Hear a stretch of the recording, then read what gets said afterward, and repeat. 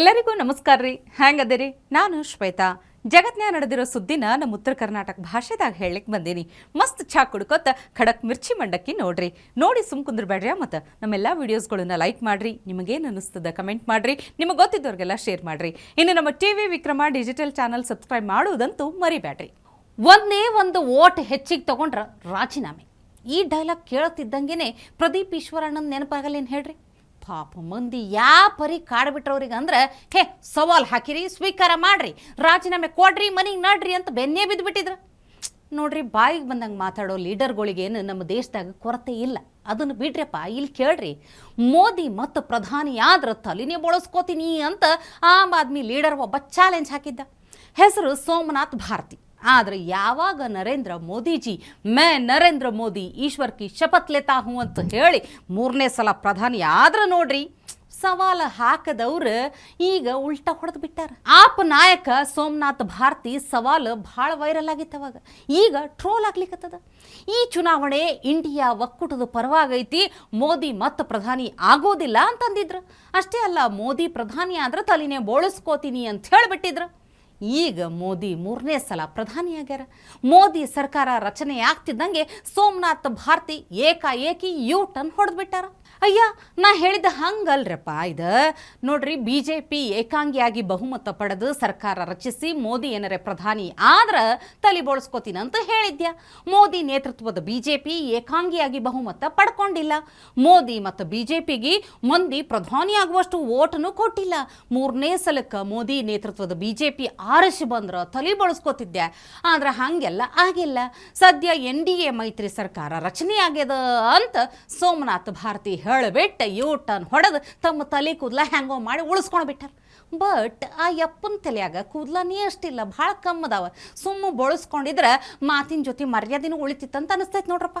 He made in China product ಅಂದ್ರೆ ಬಂದಷ್ಟು ದಿನನೇ guarantee ಅನ್ನೋ ಲೆಕ್ಕ ಹೌದಿಲ್ರಿ. ನಕಲಿ ವಸ್ತುಗಳನ್ನು ತಯಾರು ಮಾಡೋದ್ರಾಗ ಅವರಂಥ ಖದೀಮ್ರ ಮತ್ತೊಬ್ರು ಸಿಗುವುದಿಲ್ಲ. ಪ್ರಾಡಕ್ಟ್ ಬಿಡ್ರಿ, ಚೀನಾದ ಅತಿ ಎತ್ತರದ ಜಲಪಾತ ಅಂತ ಪ್ರವಾಸಿಗರನ್ನು ಮಂಗ್ಯ ಮಾಡ್ಲಿಕ್ಕತ್ತಿದ್ದ ಜಾಗ ಸಹಿತ ಫೇಕ್ ಅಂತ ನಂಬ್ತೀರ? ನಂಬಲೇಬೇಕು, ಬೇರೆ ದಾರಿ ಇಲ್ಲ.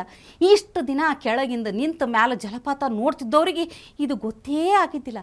ಬಟ್ ಯಾವಾಗ ಮ್ಯಾಲ ಹೋಗಿ ವಿಡಿಯೋ ಮಾಡ್ಲಿಕ್ಕೆ ನೋಡಿದ್ರು ಆವಾಗ ಗೊತ್ತಾಯ್ತು ನೋಡ್ರಿ, ಚೀನಾದ ಅತಿ ಎತ್ತರದ ಜಲಪಾತನೂ ಫೇಕ್ ಅಂತ ಹೇಳಿ.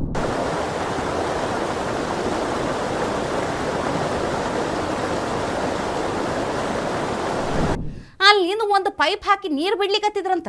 ನೋಡ್ರಪ್ಪ, ಚೀನಾ ಎಂಥದಂತ.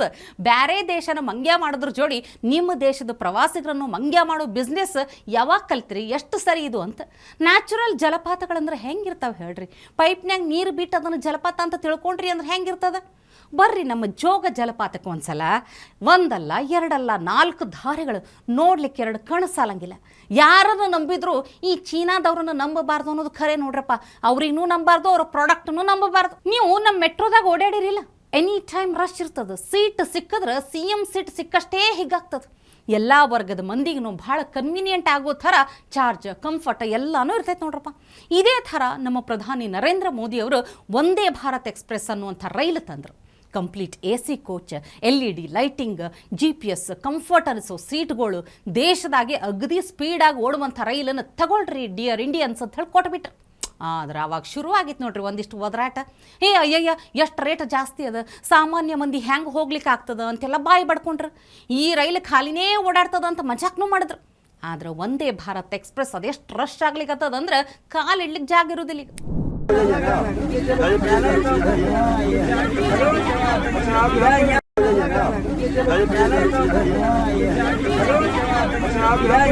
ಟಿಕೆಟ್ ತಗೊಳ್ಳಾರ್ದೆ ಇರೋರು ಸಹಿತ ಏರ್ಕೊಂತಿರೋದು ಅಲ್ಲಿನ ಅಧಿಕಾರಿಗಳಿಗೆ ಕಂಟ್ರೋಲ್ ಮಾಡ್ಲಿಕ್ಕೆ ದೊಡ್ಡ ಹೈರಾಣ ಆಗ್ಲಿಕ್ಕತ್ತದ ನೋಡ್ರಿ. ನಾರ್ಮಲ್ ಟ್ರೈನ್ ಟಿಕೆಟ್ ಇರೋರು ಸಹಿತ ವಂದೇ ಭಾರತ್ ನಿಂತು ಬಿಡ್ಲಿಕ್ಕತ್ತಾರ. ರೈಲ್ ಡೋರ್ ಬೇರೆ ಒಮ್ಮೆ ಕ್ಲೋಸ್ ಆದ್ರೆ ಓಪನ್ ಆಗೋದು ಮುಂದಿನ ಸ್ಟೇಷನ್ಯಾಗೆ. ಹಿಂಗಾಗಿ ಟಿಕೆಟ್ ನೋಡಿ ಫೈನ್ ಜಡಿಲಿಕ್ಕತ್ತಾರ. ಬಟ್ ವಂದೇ ಭಾರತ್ ರೈಲನ್ನು ಮಂದಿ ಸ್ವೀಕಾರ ಮಾಡ್ರ ಅನ್ನೋದು ಈಗರ ತಿಳ್ಕೋಬೇಕು. ಮಜಾಕ್ ಮಾಡಿದವರು ಮಂಗೆ ಆಗ್ಬಿಟ್ಟಾರ ನೋಡ್ರಿ. ಈ ಇಂದಿರಾ ಕ್ಯಾಂಟೀನ್ ಕರ್ಮಕಾಂಡನ ಈ ಹಿಂದೂ ನಾವು ಡಿಟೇಲ್ ಆಗಿ ಹೇಳಿದ್ವಿ. CM ಸಿದ್ದರಾಮಯ್ಯ ಅವರ ಕನಸಿನ ಕೂಸು ದಿನೇ ಬಡವಾಗ್ಲಿಕ್ಕತ್ತದ ಪಾಪ. ಲೆಕ್ಕದಾಗಂತೂ ಪಕ್ಕ ಇಲ್ಲ. ಇನ್ನು ಕೊಡ್ಲಿಕ್ಕತ್ತಿರೋ ಊಟದಾಗ ಕ್ವಾಲಿಟಿ ಅಂತೂ ಇಲ್ಲವೇ ಇಲ್ಲ. ಗುತ್ತಿಗೆದಾರರು ಬಾಯಿ ತೆಗೆದ್ರೆ ಸರ್ಕಾರದಿಂದ ರೊಕ್ಕ ಬಂದಿಲ್ಲ ಅಂತಾರೆ. ಈ ಗ್ಯಾಪ್ನಾಗ ಇಂದಿರಾ ಮೊಬೈಲ್ ಕ್ಯಾಂಟೀನ್ಗಳು ಸಂಚಾರನೇ ನಿಲ್ಲಿಸ್ಬಿಟ್ಟವ. ಗ್ಯಾರಂಟಿ ಕೊಡ್ಲಿಕ್ಕೆ ಹೆಣಗಾಡ್ಲಿಕ್ಕತ್ತಿರೋ ಸರ್ಕಾರಕ್ಕೆ ಈಗ ಇಂದಿರಾ ಕ್ಯಾಂಟೀನ್ ನಡೆಸೋದು ದೊಡ್ಡ ವಜ್ಜಿ ಬಿದ್ದೈತೆ ನೋಡ್ರಿ. ಮೊಬೈಲ್ ಕ್ಯಾಂಟೀನ್ ಮೂಲಕ ಹಸಿದವ್ರ ಮುಂದೆ ಹೋಗಿ ನಿಲ್ಲಿಕತ್ತಿದ ವ್ಯಾನ್ಗಳು ಕೆಲಸ ಮಾಡಕತ್ತಿಲ್ಲ. ಕಾಕಾ ಪಾಟೀಲಂಗೆ ಹಸುವಾದ್ರೂ ಇಂದಿರಮ್ಮನ ಕ್ಯಾಂಟೀನ್ ಇಲ್ಲ, ಮಹಾದೇವಪ್ಪ ಊಟ ಕೊಡ್ರಿ ಅಂತ ಕೇಳಿದ್ರೂ ಸಿಗೋದಿಲ್ಲ. ವ್ಯಾರಂಟಿ ಸರ್ಕಾರದಿಂದ ಬಡವರಿಗೆ ಹಸುವಿನ ಭಾಗ್ಯ ಒಂದೇ ಖರೆ ಗ್ಯಾರಂಟಿ ನೋಡ್ರಿ. ಅವತ್ತೇ ಹೇಳಿದೀವ್ರಿ ನಾವು, ಕ್ರಿಕೆಟ್ ಎಲೆಕ್ಷನ್ ಅನ್ನೋದು ಬಂದಾಗ ಬೆಟ್ಟಿಂಗ್ ಆಡಬೇಡ್ರಪ್ಪ, ಅಲ್ಲೊಬ್ಬ ಯಾರೋ 2 ಎಕರೆ ಜಮೀನೇ ಜಿದ್ದು ಕಟ್ತೀನಿ, DK ಸುರೇಶ್ 2 ಲಕ್ಷ ಲೀಡಿಂದ ಗೆಲ್ತಾರ ಅಂತ ಚಾಲೆಂಜ್ ಹಾಕಿದ್ದ. ಇಲ್ಲೊಬ್ಬ 50 ಲಕ್ಷ ಬೆಟ್ ಕಟ್ಟಿ ಸೋತು ಸುಣ್ಣಾಗಿ ದುಡ್ಡು ಕೇಳಲಿಕ್ಕೆ ಶುರು ಮಾಡಿದಾಗ ದಿಕ್ಕೆ ಕಾಣ್ಲಾರ್ದೆ ದೇವರೇ ದಿಕ್ಕಂತ ಆತ್ಮಹತ್ಯೆನೇ ಮಾಡ್ಕೊಳನಂತ ನೋಡ್ರಿ ಪಾಪ. ಅದೂ DK ಸುರೇಶ್ ಗೆದ್ದೇ ಗೆಲ್ತಾರಂತ ಬೆಟ್ ಕಟ್ಟಿ ಸೋತಾನ ಸತ್ತು ಹೋಗ್ಯಾನ. ಹಳ್ಳಿ ಆಗೋದಿಲ್ಲೇನ್ರಿ? ಗೆಲ್ಲುದು ಸೋಲುದು ಕಾಮನ್ ಇರ್ತೈತಿ. ಆದ್ರೆ ಅದ್ರ ಸಲುವಾಗಿ ಅಷ್ಟು ರೊಕ್ಕ ಕೊಟ್ಟು ಕಟ್ಸಿದ್ದು ಮನಿ ಮಠ ಮಾರ್ಕೊಳ್ಳೋ ಸ್ಥಿತಿ ಬರೋದು ಯಾಕಂತ ಸೂಸೈಡ್ ಮಾಡಿಕೊಂಡು ಹೆಂಡತಿ ಮಕ್ಕಳನ್ನು ನಡುದಾರ್ಯಾಗ ಬಿಡೋದು ಯಾಕೆ ಬೇಕಿವೆಲ್ಲ? ಮಾತಾಡ್ಕೋತ ನನಗೂ ಹಸಿವಾಗ್ಲಿಗತ್ತದ್ರಿ. ಕಮೆಂಟ್ಸ್ ಓದು ಹಸಿವ್ರಿ, ಬರ್ರಿ ಲಂಚ್ ಬಾಕ್ಸ್ ತರ ಕಮೆಂಟ್ ಬಾಕ್ಸ್ ನೋಡೋಣಲ್ಲ. ವೆಂಕಟರಮಣ ಅಯ್ಯರ್ ಅನ್ನುವಂಥವ್ರು ಕಮೆಂಟ್ ಮಾಡ್ಯಾರ, ತಂಗಿ ಶ್ವೇತಾ ನಿನ್ನ ವಾಯ್ಸ್ ಚೆನ್ನಾಗಿದೆ, ಹಾಡು ಚೆನ್ನಾಗಿದೆ ತಾಯಿ, ಸೂರ್ಯ ಚಂದ್ರ ಇರುವರೆಗೂ ಇರು ತಾಯಿ ಅಂತ ಕಮೆಂಟ್ ಮಾಡ್ಯಾರ. ಭಾಳ ಖುಷಿ ಆಯಿತು. ನಿಮ್ಮ ಈ ಆಶೀರ್ವಾದದ ಮಾತುಗಳು ನನಗೆ ಮತ್ತಷ್ಟು ಸ್ಫೂರ್ತಿ ಕೊಡ್ತದಂತ ಹೇಳ್ತೀನಿ. ಮತ್ತೊಬ್ಬರು ರೆಗ್ಯುಲರ್ ಆಗಿ ಬರೆಯುವಂಥ ಕವಿಗಳು ಸುಂದರೇಶ್ ಅವರು, ಮಜವಾದಿಯ ಬಿಟ್ಟಿ ಗ್ಯಾರಂಟಿ ತಂದಿತ್ತು, ವಿದ್ಯಾರ್ಥಿಗಳ ಭವಿಷ್ಯಕ್ಕೆ ಕುತ್ತು, ಪ್ರಯಾಣಿಕರೇನೋ ರೆಡಿ, ಸಂಚರಿಸಲು ನಿಗದಿತ ದರವ ತೆತ್ತು, ಗ್ಯಾರಂಟಿಗಳು ಕೇವಲ ವೋಟ್ ಬ್ಯಾಂಕಿಗಾಗಿ ಕೊಟ್ಟಿದ್ದೆಂದು ಸರ್ಕಾರಕ್ಕೂ ಗೊತ್ತು, ಜನಗಳ ತೊಂದರೆ ನಿವಾರಣೆಗೆ ಸಾರಿಗೆ ಸಚಿವರು ಇನ್ನಾದರೂ ಮಾಡಿಕೊಳ್ಳಲಿ ಸ್ವಲ್ಪ ಪುರುಸತ್ತು. ಚಲೋ ಬರ್ದಿರಿ ನೋಡ್ರಿ. ಇಂದಿರಾ ಎಸ್ ಅನ್ನುವಂಥವ್ರು ಕಮೆಂಟ್ ಮಾಡ್ಯಾರ, ವಾಹ್ ಸೂಪರ್ ಹಾಡು, ಸೂಪರ್ ಆಗಿ ಹಾಡಿದ್ದೀರಾ ಶ್ವೇತಾ ಮೇಡಮ್. ಕರ್ನಾಟಕದ ಕಿವುಡು ಸರ್ಕಾರ ವಿದ್ಯಾರ್ಥಿಗಳ ಕಷ್ಟವನ್ನಾದರೂ ಅರ್ಥ ಮಾಡಿಕೊಂಡು ಹೆಚ್ಚುವರಿ ಬಸ್ ಬಿಟ್ಟಿದ್ದರೆ ಚೆನ್ನಾಗಿರ್ತಾ ಇತ್ತು. ನನಗೆ ತುಂಬ ಆಶ್ಚರ್ಯ ಆಗುವ ಒಂದು ವಿಷಯವೆಂದರೆ ಈ ಭ್ರಷ್ಟ ಭಂಡ ರಾಜಕಾರಣಿಗಳಿಗೆ ಯಾರು ಎಷ್ಟೇ ಶಾಪ ಹಾಕಿದರೂ ತಟ್ಟುವುದಿಲ್ಲ ಯಾಕೆ? ಯಾರ ಶಾಪವು ತಾಗದಂತಿರುವ ಇವರ ರಕ್ಷಾ ಕವಚದ ಚಿದಂಬರ ರಹಸ್ಯವೇನು? ಎಲ್ಲದಕ್ಕೂ ಕಾಲನೇ ಉತ್ತರ ಕೊಡ್ತದಂತ ಹೇಳ್ತಾ ಇವತ್ತಿನ ಕಾರ್ಯಕ್ರಮ ಮುಗಿಸ್ಲಿಕ್ಕತ್ತೀನಿ. ನಾಳೆ ಇಂಥವೇ ಮತ್ತೊಂದಷ್ಟು ಸುದ್ದಿ ತರ್ತೀನಿ. ಚಹಾ ಇಟ್ಕೊಂಡು ಮಿರ್ಚಿ ಮಂಡಕ್ಕಿ ನೋಡ್ಲಿಕ್ಕೆ ಕಾಯ್ಕೊಂಡಿರಿ.